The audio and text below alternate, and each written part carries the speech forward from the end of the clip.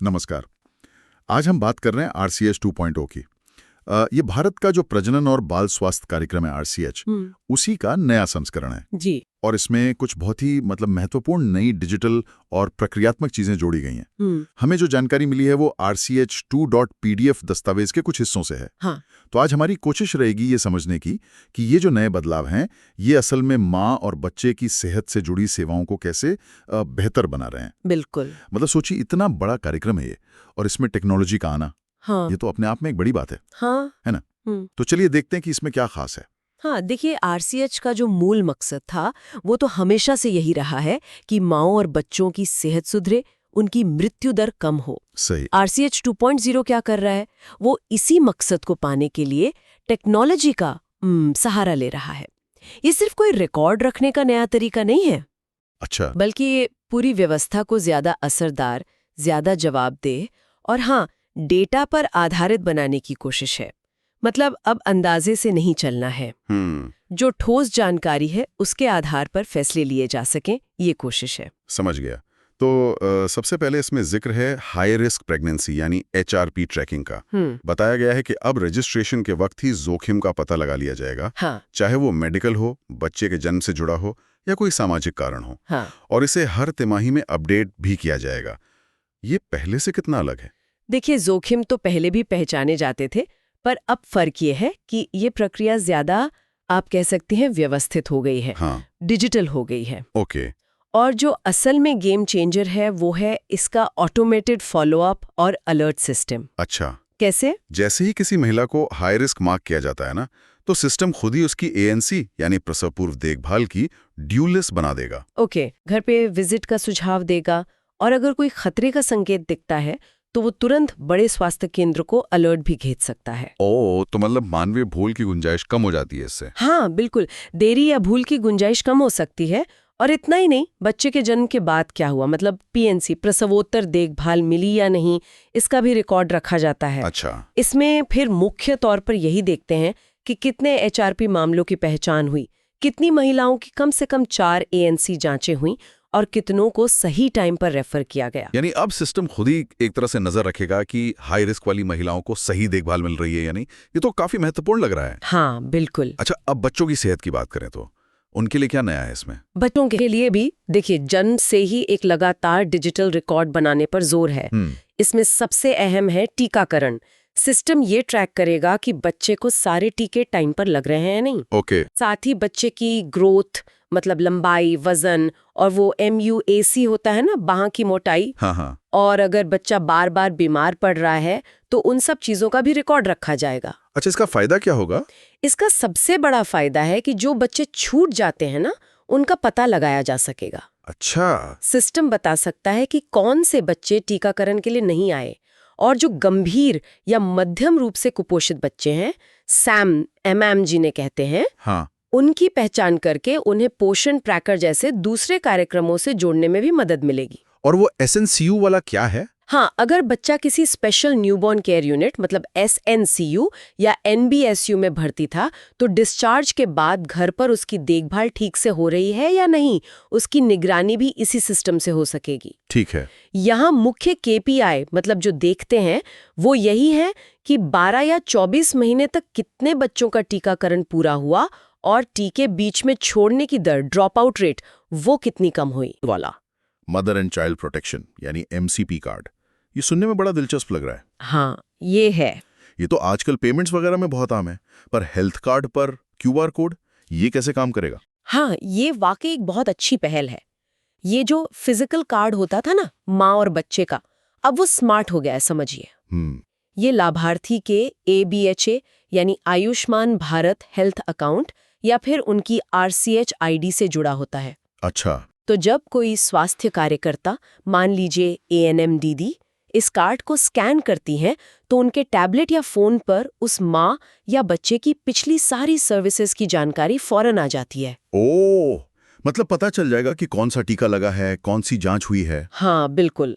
और इसका सबसे बड़ा फायदा है डेटा की क्वालिटी में सुधार। बार बार एक ही जानकारी पूछने और भरने की जरूरत नहीं पड़ती। हाँ, ये तो है। तो गलतियां कम होती हैं और डुप्लीकेट रिकॉर्ड नहीं बनते, और एक और अच्छी बात यह है कि ये ऑफलाइन भी काम करता है। अच्छा, ऑफलाइन कैसे? मान लीजिए गांव में नेटवर्क नहीं है, तो भी एएनएम दीदी जानकारी दर्ज कर सकती हैं और बाद में जब नेटवर्क मिलेगा तो डेटा अपने आप सिंक हो जाएगा। वाह। इससे वीएचएनडी मतलब गांव के स्वास्थ्य दिवस या ओपीडी में काम तेज भी होता है और सटीक भी। तो मतलब एक छोटे से क्यूआर कोड से इतना कुछ आसान हो सकता है। लेकिन क्या ये मान लेना सही है कि हर स्वास्थ्य कार्यकर्ता के पास हमेशा एक चालू हालत में स्कैनर होगा और सिंक करने के लिए नेटवर्क भी मिलेगा? खासकर दूर दराज के इलाकों में तो ये एक चुनौती हो सकती है ना? बिल्कुल बिल्कुल, जमीनी स्तर पर चुनौतियां तो होती ही हैं। डिवाइस का होना, उसकी चार्जिंग, नेटवर्क की दिक्कतें और सबसे ज़रूरी जो स्वास्थ्य कार्यकर्ता है उनका इसे इस्तेमाल करने में सहज होना, ये सब बहुत महत्वपूर्ण पहलू हैं। हाँ, इसकी सफलता इसी पर निर्भर करेगी कि इन चुनौतियों से कैसे निपटा जाता है। सही बात है। इसके केपीआईज भी यही देखते हैं कि कितनों के पास ये कार्ड है और कितनी एंट्रीज असल में स्कैन करके हो रही हैं। समझ गया। अच्छा, अब आगे बढ़ते हैं वीएचएनडी यूएचएनडी की प्लानिंग पर। ये गांव और शहरों में जो हेल्थ और न्यूट्रिशन कैंप्स लगते हैं उनकी बात हो रही है। हाँ वे ग्राम स्वास्थ्य स्वच्छता और पोषण दिवस या शहरी स्वास्थ्य स्वच्छता और पोषण दिवस। तो यहाँ क्या डिजिटल हो रहा है? यहाँ जो माइक्रो प्लानिंग है, मतलब बिल्कुल जमीनी स्तर की योजना, उसको डिजिटल किया जा गया है। अच्छा, पहले शायद ये सब कागज पर होता होगा ज्यादातर, अब ये सिस्टम में होगा। हर बस्ती के हिसाब से योजना बनेगी कि अगले वीएचएनडी में किन किन लोगों को सेवा मिलनी है। गर्भवती महिलाएं हैं, बच्चे हैं। हाँ, उन्हें कौन से टीके लगने हैं, क्या जांच होनी है और साथ ही उस सत्र के लिए जो जरूरी सामान है जैसे टीके, दवाएं, पोषण सामग्री, उसकी चेकलिस्ट भी सिस्टम से ही निकलेगी। ओके। सत्र कहाँ होगा उसकी जीपीएस टैगिंग भी होगी। फिर सत्र वाले दिन अटेंडेंस लगेगी और अगर कोई सामान मान लीजिए कम पड़ गया, स्टॉक आउट हो गया, तो वो भी नोट किया जाएगा। ठीक है। कोशिश ये है कि डेटा उसी दिन अपलोड हो जाए। और जो लोग नहीं आ पाए उन्हें अगले सत्र के लिए सिस्टम में मार्क कर दिया जाएगा। तो यहाँ क्या देखा जाएगा, मतलब सफलता कैसे नापी जाएगी? यहाँ मुख्य चिंता ये रहती है कि जो प्लान किया गया था उसके मुताबिक सत्र हो रहे हैं या नहीं, कवरेज कैसा है, और एक बहुत अहम केपीआई है 0 डोज वाले बच्चों की संख्या में कमी लाना। 0 डोज मतलब ऐसे बच्चे जिन्हें एक भी टीका नहीं लगा है, उनकी संख्या कम करना एक बड़ा लक्ष्य है। समझ गया। तो प्लानिंग से लेकर डिलीवरी तक हर कदम पर नजर रखने की कोशिश है। अच्छा, अब आते हैं पैसे के लेन देन पर। Aadhaar linked DBT, direct benefit transfer. हाँ, डीबीटी खास तौर पर जननी सुरक्षा योजना जेएसवाई और आशा कार्यकर्ताओं के इंसेंटिव के लिए। ये कैसे काम करेगा? देखिए, डीबीटी का मकसद तो यही है कि सरकारी योजनाओं का पैसा बिना किसी बिचौलिए के सीधे लाभार्थी के बैंक खाते में जाए। हाँ, RCH 2.0 में इसे आधार से जोड़ा गया है।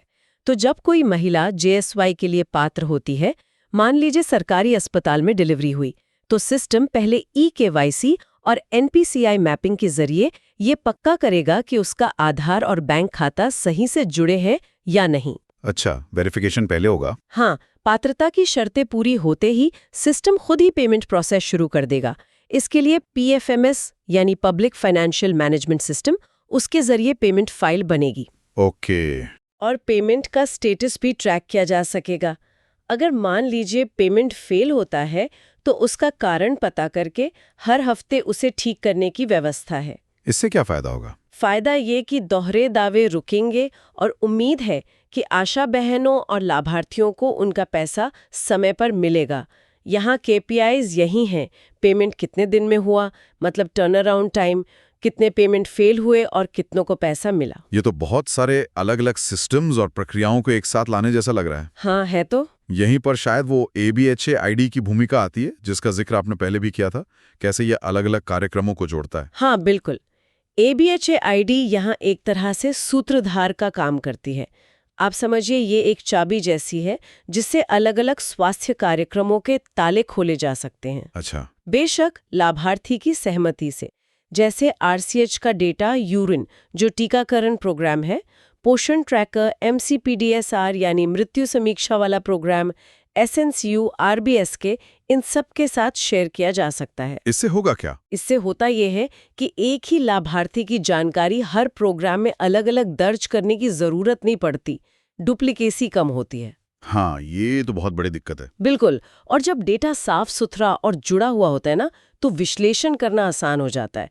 मिसाल के तौर पर ये पता लगाना कि किस अस्पताल में, जिसकी अपनी HFR आईडी होगी, कितने बच्चों को SNCU की जरूरत पड़ी, या फिर किस स्वास्थ्य कर्मी ने, जिसकी अपनी HPR आईडी होगी, कितने टीकाकरण किए, ये सब पता चल सकता है। ये HFR और HPR आईडी क्या है? इनका भी जिक्र है या दस्तावेज में? हाँ, ये आयुष्मान भारत डिजिटल मिशन मतलब ABDM का हिस्सा है। HFR का मतलब है हेल्थ फैसिलिटी रजिस्ट्री। ओके। ये देश के हर सरकारी और निजी अस्पताल या क्लिनिक के लिए एक यूनिक डिजिटल पहचान संख्या है। समझिए, यह अस्पताल का डिजिटल पता है। ठीक है। और इसी तरह HPR है हेल्थ केयर प्रोफेशनल्स रजिस्ट्री। ये डॉक्टर, नर्स, ANM, आशा, CHO जितने भी स्वास्थ्य कर्मी हैं, उन सब के लिए एक यूनिक आईडी है। अच्छा, तो हर वर्कर की अपनी आईडी होगी? हाँ, RCH 2.0 में क्या कर रहे हैं कि जो पुरानी आईडीज थीं, उनको इन नई HFR और HPR आईडी से मैप कर रहे हैं, जोड़ रहे हैं। इसका फायदा? फायदा ये कि जब डेटा का आदान प्रदान होता है, तो पक्का रहता है कि हम किस अस्पताल या किस कर्मी की बात कर रहे हैं, कोई कंफ्यूजन नहीं। हाँ। इससे पारदर्शिता बढ़ती है, जवाबदेही बढ़ती है और एक पूरा ऑडिट ट्रेल बनता है कि किसने क्या सेवा दी। आगे चलकर अगर कोई अस्पताल बंद होता है या किसी कर्मी का ट्रांसफर होता है, तो रिकॉर्ड्स को संभालना भी आसान होगा। तो मतलब पूरे हेल्थ इकोसिस्टम को ही डिजिटली मैप करने की कोशिश है। ये तो बहुत ही महत्वाकांक्षी लगता है। है तो काफी बड़ा काम है ये। अच्छा, अब इसमें मेडिकल ऑफिसर्स यानी MOs, उनकी क्या भूमिका है? MOs जो ब्लॉक या PHC लेवल पर होते हैं, उनके लिए एक खास डैशबोर्ड बनाया गया है। ओके। ये डैशबोर्ड उन्हें एक नज़र में दिखा देता है कि कहाँ ध्यान देने की ज़रूरत है। जैसे कौन सी गर्भवती महिलाओं की ANC जांच छूट गई है, कौन से हाई रिस्क मामले रेफर नहीं हुए, कहाँ टीकाकरण कवरेज कम है। अच्छा, मतलब जो कमियां हैं वो सामने आ जाएंगी। हाँ, इसे अपवाद सूची या एक्सेप्शन लिस्ट कहते हैं। MO इस डैशबोर्ड से ही अपने नीचे काम करने वाले स्वास्थ्य कार्यकर्ताओं को टास्क सौंप सकते हैं। ओके। और काम पूरा होने पर डिजिटल कंफर्मेशन भी देख सकते हैं। महीने के आखिर में एक ऑटोमेटेड रिपोर्ट भी बन जाती है। तो सुपरविजन आसान हो जाएगा। हाँ, उम्मीद यही है कि इससे सुपरविजन और मॉनिटरिंग ज्यादा प्रभावी होगी। यहाँ TAT यानी किसी समस्या को हल करने में कितना समय लगा, ये एक अहम KPI है। ठीक है। और आशा कार्यकर्ताओं के लिए क्या खास है इसमें? उनके काम पे इसका क्या असर पड़ेगा? आशा कार्यकर्ताओं के लिए भी एक अलग मॉड्यूल है जो RCH पोर्टल से जुड़ा है। अच्छा। उन्हें सिस्टम से ही अपनी ड्यू लिस्ट मिल जाती हैं। मतलब उन्हें कब किस लाभार्थी के घर जाना है, जैसे गर्भवती महिला की जांच के लिए या नवजात शिशु को देखने। वो अपनी विजिट की जानकारी सीधे ऐप में भर सकती हैं। वेरिफिकेशन के लिए QR कोड स्कैन या OTP का इस्तेमाल भी हो सकता है। और सबसे महत्वपूर्ण बात, उनके काम के आधार पर जो इंसेंटिव बनता है, उसकी गणना ऑटोमेटिकली हो जाती है। ये तो बहुत अच्छा है, पेमेंट में आसानी होगी। हाँ, उम्मीद है कि इससे पेमेंट प्रक्रिया आसान और पारदर्शी होगी। उनके सुपरवाइजर उन्हें ऐप के जरिए फीडबैक भी दे सकते हैं और उनके प्रदर्शन को हीट मैप जैसे विजुअल तरीकों से भी देखा जा सकता है। तो उनके काम को आसान बनाने और इंसेंटिव समय पर दिलाने की कोशिश है। अच्छा, एक और कार्यक्रम का जिक्र है JSSK, जननी शिशु सुरक्षा कार्यक्रम। जी, इसके साथ कैसे जुड़ा हुआ है? हाँ, JSSK के तहत गर्भवती महिलाओं और नवजात शिशुओं को कई मुफ्त सेवाएं मिलती हैं ना। हाँ, जैसे ट्रांसपोर्ट, खाना, दवाएं। मुफ्त भोजन, मुफ्त दवाएं और जांच, और डिलीवरी के बाद मुफ्त घर छोड़ने की सुविधा, ड्रॉप बैक। RCH 2.0 में इन सभी हकदारियों मतलब एंटाइटलमेंट्स की ट्रैकिंग को डिजिटल किया जा रहा है। अच्छा, तो ये पता चलेगा कि किसको क्या मिला। हाँ, इससे ये पता लगाना आसान होगा कि कितने लोगों को ये सारी सुविधाएं वास्तव में मिली। रेफरल की ट्रैकिंग भी बेहतर होगी, जैसे एक अस्पताल से दूसरे अस्पताल जाने में कितना समय लगा, उसकी टाइम स्टैंपिंग होगी।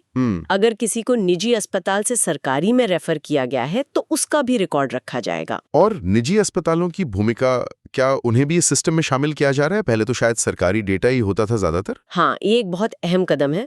अब तक सरकारी आंकड़ों में निजी क्षेत्र का योगदान पूरी तरह से शामिल नहीं हो पाता था, ये सही बात है। हाँ। RCH 2.0 के तहत जो पैनल में शामिल निजी अस्पताल हैं, उन्हें भी रिपोर्टिंग के दायरे में लाया जा रहा है, खासकर डिलीवरी, C सेक्शन, टीकाकरण और रेफरल के मामलों में। अच्छा, वो कैसे करेंगे रिपोर्ट? उन्हें HFR ID दी जा रही है, आसान डिजिटल फॉर्म दिए जा रहे हैं और उनके डेटा को HMIS यानी हेल्थ मैनेजमेंट इंफॉर्मेशन सिस्टम उससे जोड़ा जा रहा है। तो इससे पूरी तस्वीर मिलेगी? हाँ, इससे हमें माँ और बच्चे की सेहत की एक ज्यादा मुकम्मल, ज्यादा पूरी तस्वीर मिल पाएगी। तो ये तो बहुत सारे तकनीकी और प्रक्रियात्मक बदलाव हैं।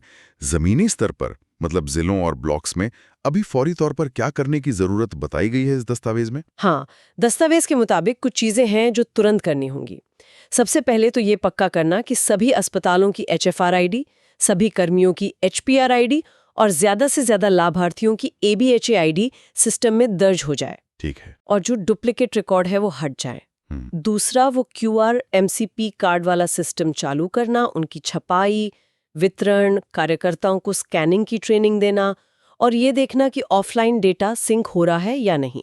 तीसरा, DBT और VHND मॉड्यूल को पूरी तरह एक्टिवेट करना, VHND का सालाना कैलेंडर फाइनल करना, DBT पेमेंट पाइपलाइन को सुचारू करना और जो पेमेंट फेल हो रहे हैं उन मामलों को हर हफ्ते निपटाना।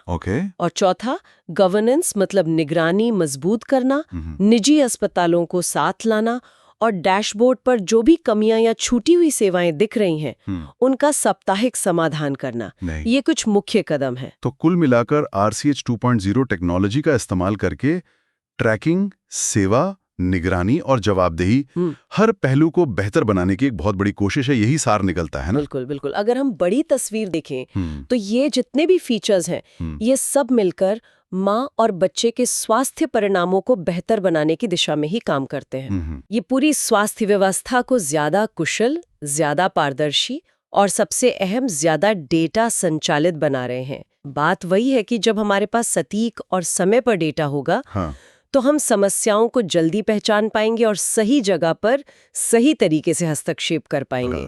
ये एक तरह से रिएक्टिव के बजाय प्रोएक्टिव हेल्थ केयर की तरफ एक बड़ा कदम है। निश्चित रूप से ये बदलाव बहुत उम्मीद जगाते हैं।